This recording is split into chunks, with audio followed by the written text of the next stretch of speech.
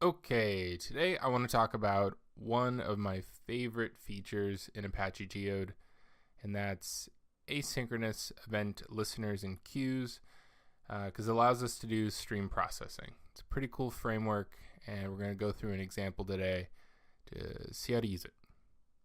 So, a diagram of what we're going to do, really simple, two server deployment running the locator, and we're going to run a single client, and we're going to have two replicated regions, an incoming region and an outgoing region. And using gfish, we're going to put an async event listener on the incoming region. That listener is going to do some processing, and the results are going to go to the outgoing region, and then we're going to get all that data and throw it back to the client. So the code for this is pretty straightforward. It's a little nuanced, but let's go through it. So this is all found in the async directory here. It's the async example. We have a gfish script, and that's where a lot of the magic happens here. So we're going to go through that last. Here, we have, just as normal, an example. Main method, pool, cache, two regions, incoming, outgoing region. And then we go in here and have a helper method called check words, and all that does is it puts the words that we want, and that's that, the, will, and I, but they're misspelled. That's going to make a lot more sense in a second. So we'll put all that data. We're going to wait a while just to make sure we allow things to process, because this is an asynchronous event a listener, so it's not going to act it's going to process on its own schedule. The server might be busy, so we're just going to wait a second, and then we're going to get all that information back. Now, what does this async event listener do? Well, we are extending the asynchronous event listener class with our own asynchronous event listener. That listener has a dictionary, and those are all the words it knows about. Because what we're doing is we're going to build a primitive spell checker.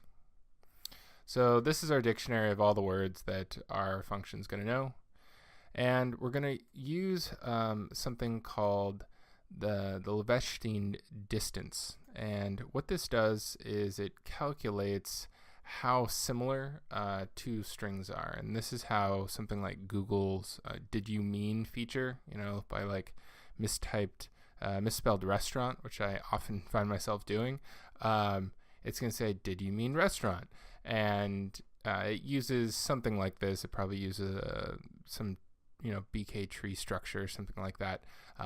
But for the most part, this is the basic the way to do that in the basic computer science to calculate something like that. So we have this available to us in our example. So we're gonna new up one of these, and then it goes through and each one of the words in our dictionary where we do a compare, and then we get what that word could be back, and it's all we have to do is override this process event method inside of our async event listener class that we create. So down here we are going to use Java's one of Java's executors just to make things asynchronous in how they process. So down here we get the async event takes an integer and a string and has an event. So the old value, we deserialize that value. We use our spell check method. So this down here, this event is when something gets put into the incoming region. We do a spell check, and that's our new value. So the old value might be a misspelled word, and the new value, hopefully, is going to be the recommended, based off of the method that we calculate up here with the Leveschian distance, will be the correctly spelled word. And then we just use this cache get region service to get hold of the outgoing region, and then we just put the new value here. So we can, in the outgoing region, we're going to have the old value and then the new value put in. Pretty straightforward. Now, tricky bit is in the dfish script. As normal, we have a locator, 2 servers. We're going to deploy this jar because our server has to know a little bit about, what we want our async event listener to be, and we actually down here, based off of the identity of our package, we call that class on what the actual listener is. Now, to create this, we have to create what's called an asynchronous event queue. Each queue has a listener. Queues have certain properties, like the ID of the actual event listener, the queue, how parallelized we want the processing to be, if we want to batch things in, and we're just doing one event by event here. And then we just attach the async event queue to a region on our create region method. So we create a queue, it has a listener, and then we attach a queue to a region. Simple enough. Let's see how this runs. So up here, I'm going to use our Gradle task helpers. First going to build the example. I'm going to then start our cluster up.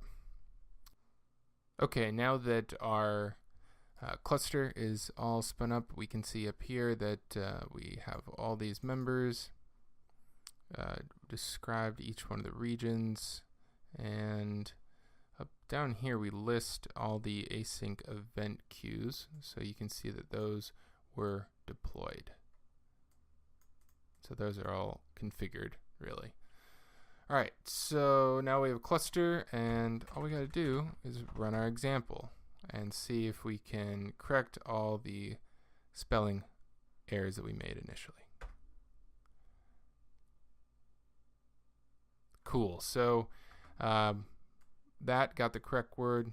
The that was spelled wrong went to the. Will, I to went to in. So up here, just as a review, we put data into the incoming region. Our async event listener processed our data, and we could process anything there. It could be, scoring a model.